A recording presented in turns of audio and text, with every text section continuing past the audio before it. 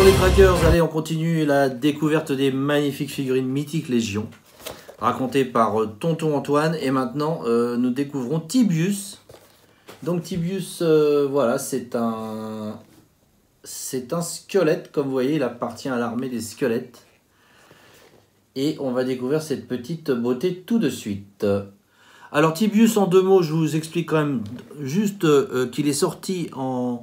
C'était une des premières figurines mythiques Légion. Il faisait partie de la première vague des figurines mythiques Légion, ce qu'on appelle la Wave 1, la Mythique Légion 1.0, qui avait donc été proposée sur le site de crowdfunding de Kickstarter. Et il a donc été proposé en février 2015. Il a par la suite été réédité, suite à un vote donc des collectionneurs mythiques Légion qui régulièrement sont appelés à demander, enfin à voter pour les personnages qu'ils voudraient voir réédités. Ce qui est quand même assez rare dans le monde de la figurine, c'est que c'est un fabricant qui demande à ses fans quelle figurine voulez-vous que nous rééditions. Et donc il a été réédité à l'occasion de ce qu'on appelle la vague All-Star 4. On va laisser passer la moto là. Donc All-Star 4. All-Star 4 a été proposé, donc cette wave qui comprenait, je crois, 6 figurines. Je vais vous incruster l'image. A été donc proposée, donc les gens ont voté. Ont été retenues les figurines qui étaient les plus demandées et elles ont donc été proposées en précommande en février 2021, donc 6 ans après qu'ils soient proposées pour la première fois avec Kickstarter. Et cette figurine a été donc distribuée à compter, je dirais, de fin 2021, début 2022. Donc c'est très très récent. Voilà. Donc on ouvre tout de suite le packaging qui est comme d'habitude collector friendly. Vous n'avez rien à déchirer, vous n'avez pas de scotch, vous n'avez rien à couper. Il faut juste faire glisser cette petite languette de carton avec cette illustration que vous commencez par connaître par cœur. Là on est clairement sur l'illustration de la Wave Arretir, hein, dont on a déjà parlé. Vous avez d'ailleurs la bio du personnage ici. Donc c'est ce qui va différencier bien sûr cette figurine de la première version de 2015, ça va être le packaging. Hein. Il n'y a pas à proprement parler d'update, je pense. Enfin je pense que je ne possède pas et elle doit être difficile à trouver la version de 2015, mais a priori il n'y a pas de différence sur la figurine. Voilà. Donc la petite bio, je vous l'ai montré. Dedans il y a le petit papier qui sert à rien, qui vous rappelle quand même qu'il faut chauffer les parties des... donc ça c'est votre meilleur ami. Ça ou bien de l'eau chaude, c'est quand même votre meilleur ami pour chauffer un petit peu les joints et permettre de faire fonctionner plus facilement les articulations. Donc ce petit papier vous rappelle cela. La bio, je vous l'ai montré.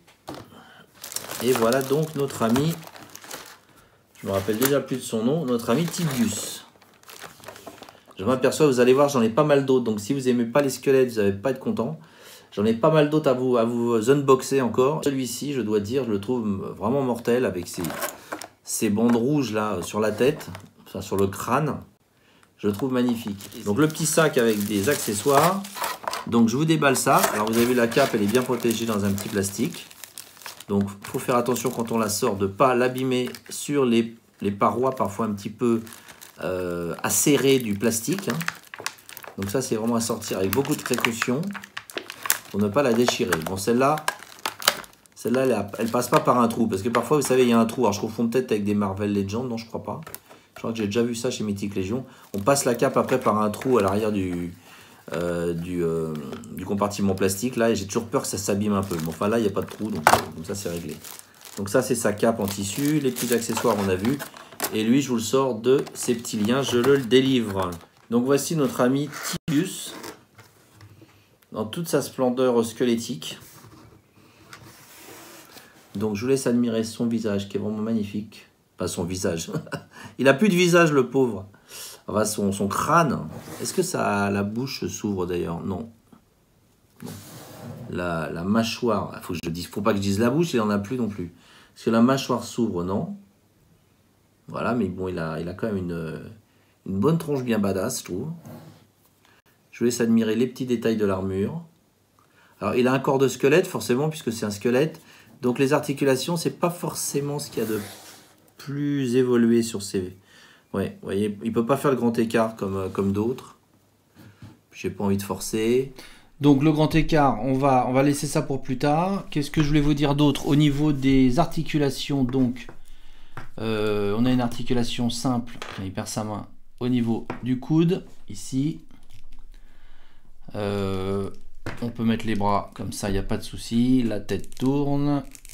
Elle est un peu gênée par cette pièce qu'on peut retirer. Hein, je vous montrerai après. Bon, on va la retirer tout de suite. D'ailleurs, vous voyez, si vous retirez ça, bon, bah voilà, cette espèce de haut de l'armure, ça vous donne un aspect un petit peu différent du personnage. Il a plus cette espèce de protège-cou. Bon, enfin, comme il a plus de cou en même temps, c'est pas très gênant. Enfin, comme il a plus de, oui, plus de chair sur le cou, on va dire. Donc cette partie-là pivote, voilà, au niveau du coude.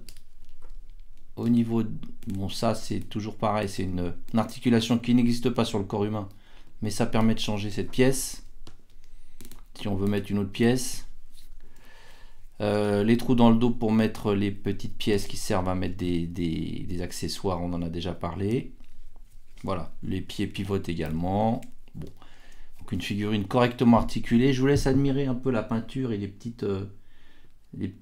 cette espèce de petits lavis qui donne un aspect un peu rouillé, un peu sali du plus bel effet. Voilà, ici aussi il y a des salissures, il y a de la rouille sur l'armure, ici également. Donc un travail de peinture toujours réussi grâce notamment au lavis utilisé. Hein. Le lavis, c'est un jus qu'on met, c'est comme de la peinture mais très diluée, et ça va se mettre dans les interstices, et ça donne cet aspect sali, cet aspect rouillé. C'est ça qui est sympa. On va remettre sa petite menotte ici. Voilà. Alors on va regarder un petit peu les accessoires de notre ami. Voilà. On va essayer de le faire tenir pendant ce temps-là. Donc on a 2 épées, 3 épées, 4 épées. Alors c'est la fête. C'est la fiesta. Donc vous avez cette grande épée. Donc une première épée ici. Avec donc cette partie qui est noire ici. Un manche. Bravo. Un manche couleur argent. Une autre épée, c'est la même sculpture, mais cette fois-ci avec un manche rouge. Voilà. Je regardais, non, il y a juste le manche qui est rouge. Je pensais qu'il y a une petite tache de peinture rouge là, mais non. Voilà. Grande épée donc. Vous avez ce qu'on appellerait plutôt une dague, donc qui est la petite sœur de celle-là. Voilà, donc c'est la même mais en petit. Avec son petit manche rouge. Ici, alors on a là encore autre chose, c'est un manche noir. Et puis cette partie là qui est couleur, on va dire couleur bronze un petit peu. Couleur bronze. Bronze ou vieux or. C'est comme ça qu'on dit. Mais c'est la même sculpture que celle-ci. Hein. Voilà. Qu'est-ce qu'on a d'autre? Alors on a des épaulières que je vous mettrai tout à l'heure. Voilà, alors également, vous voyez, avec ces salissures, cette rouille, cet aspect jauni, enfin jauni sali, etc. Très joli. Et puis une autre tête, un autre crâne. Alors, bon, c'est pas grave, ça c'est la ceinture. Vous connaissez la petite ceinture.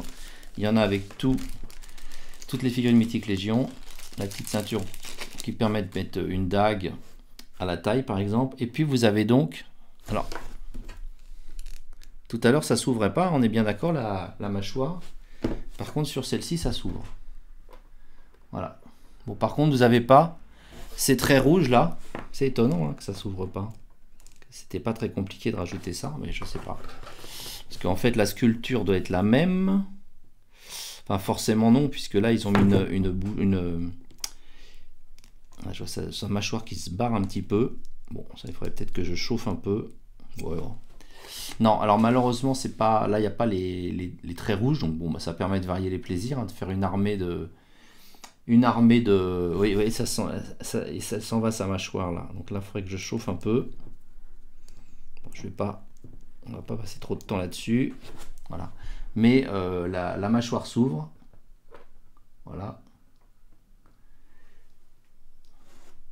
Et c'est donc pas tout à fait la même sculpture, puisque ici la mâchoire ne s'ouvre pas. Donc là on a une mâchoire qui s'ouvre et là on a les traits rouges, on peut pas tout avoir. Voilà, et puis alors cette cape en tissu, voilà, cape en tissu avec 4 trous. Hein, vous voyez 4 trous, donc l'idée c'est de mettre les mettre 2 par 2 les trous, et puis après on bloque ça avec les trous de l'arrière là. Voilà. Donc je vais vous l'assembler un petit peu, je vais changer la tête, je vais mettre les épaulières et je vous retrouve tout de suite. Ok les amis, donc là vous voyez je lui ai mis sa cape, j'ai changé la tête, je lui ai mis sa dague dans la main gauche, son épée dans la main droite, les épaulières, et je lui ai également remis son protège-cou. Voilà, pour que vous voyez un aspect un peu différent du personnage. J'ai mis l'autre tête là. Et les autres, la dague avec le manche rouge et l'épée avec le manche rouge ici. Voilà. Donc, écoutez, on peut faire une belle armée de squelettes avec ça, hein, puisque voilà, on peut alterner la tête, celle-ci ou celle-là, mettre la cape ou ne pas la mettre, les épaulières ou ne pas les mettre, le protège-cou ou ne pas le mettre, alterner les armes, etc. Ça permet éventuellement de faire une armée de squelettes. Voilà. Alors on va comparer un peu la taille avec les autres, quelques autres personnages.